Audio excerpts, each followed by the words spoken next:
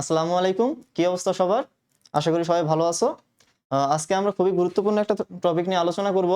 আজকে আমাদের আলোচনার টপিক হচ্ছে পার্ট অফ স্পিচ এবং স্পেসিফিকলি যদি বলতে চাই তাহলে নাউন পার্ট এবং নাউনের যদি আরো স্পেসিফিকলি বলতে চাই তাহলে আনকাউন্টেবল নাউন। তাহলে কিছু আনকাউন্টেবল নাউন এমন আছে যেগুলো আমাদের অ্যাডমিশন পরীক্ষায় এসে থাকে, তাহলে খুব সহজেই কিভাবে এগুলো মনে রাখা যায় এগুলো নিয়ে আমরা আজকে আলোচনা করব। তাহলে আমরা শুরু করি।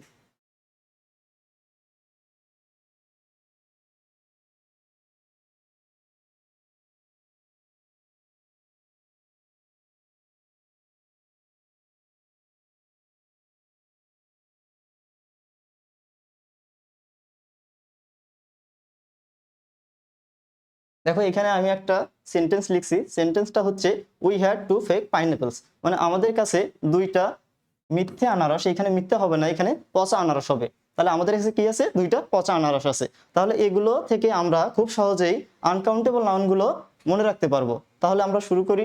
এখানে যে ডব্লিউ আছে, ডব্লিউতে এখানে আমরা আনকাউন্টেবল নাউন হবে ওয়ার্ক। তারপরে ইতে হবে ইকুইপমেন্ট।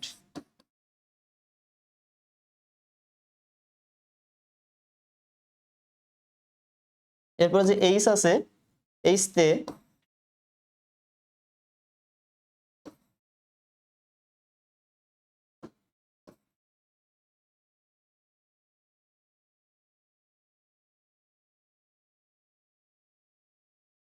হোমওয়ার্ক। এরপরে যে এ আছে,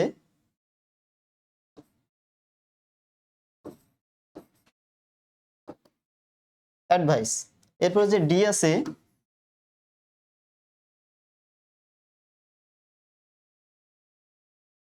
ডিসিশন। এরপরে যে টি আছে,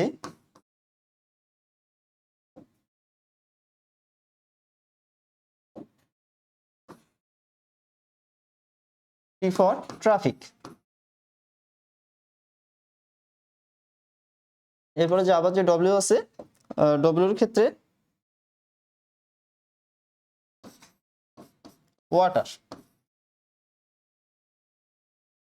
তারপর যে ও আছে, ওর জন্যে অক্সিজেন।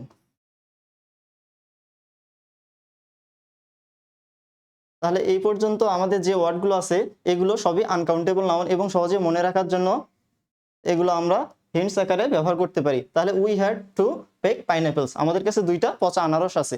তাহলে এইখানে আবার হচ্ছে ফেকের ক্ষেত্রে যে এফ আছে,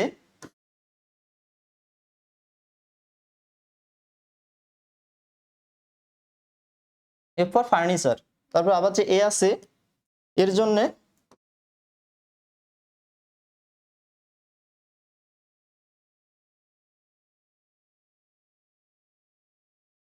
অ্যাকোমোডেশন। তারপর যে কে আছে, কে ফর নলেজ।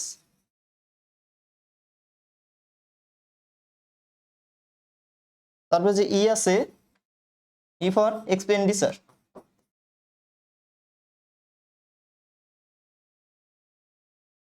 এক্সপেন্ডিচার। এরপরে পাইনাপেলস বাদ আছে এখন। পাইনাপেলস এর মধ্যে এখানে যতগুলো ওয়ার্ড আছে প্রত্যেকটা ওয়ার্ডের আলাদা আলাদা একটা মিনিং আছে। তাহলে আমরা পাইনাপেল এবার দেখি।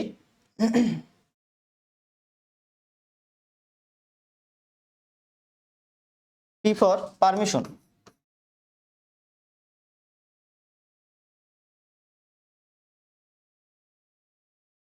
এরপর আই ফর ইনফরমেশন।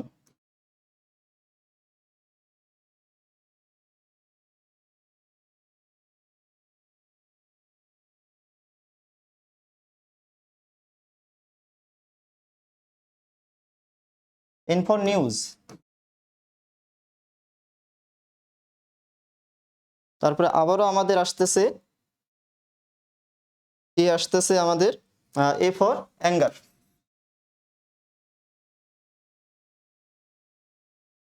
তারপরে আসতেছে আমার টি, টি ফর পোভার্টি। এরপরে আসতেছে আবারও পি, পি ফর আসতেছে প্যাশেন্ট, প্যাশেন্স। এরপরে আসতেছে আমাদের এল, এল ফর লেজার। তারপরে আমাদের এস, এস ফর স্যান্ড। তাহলে এগুলো সবগুলোই আনকাউন্টেবল নাউন। তাহলে আমরা খুব সহজে এতগুলো আনকাউন্টেবল নাউন একটা সেন্টেন্সের মাধ্যমে মনে রাখতে পারি। তাহলে সেন্টেন্সটা হচ্ছে উই হ্যাড টু ফেক পাইনঅ্যাপলস।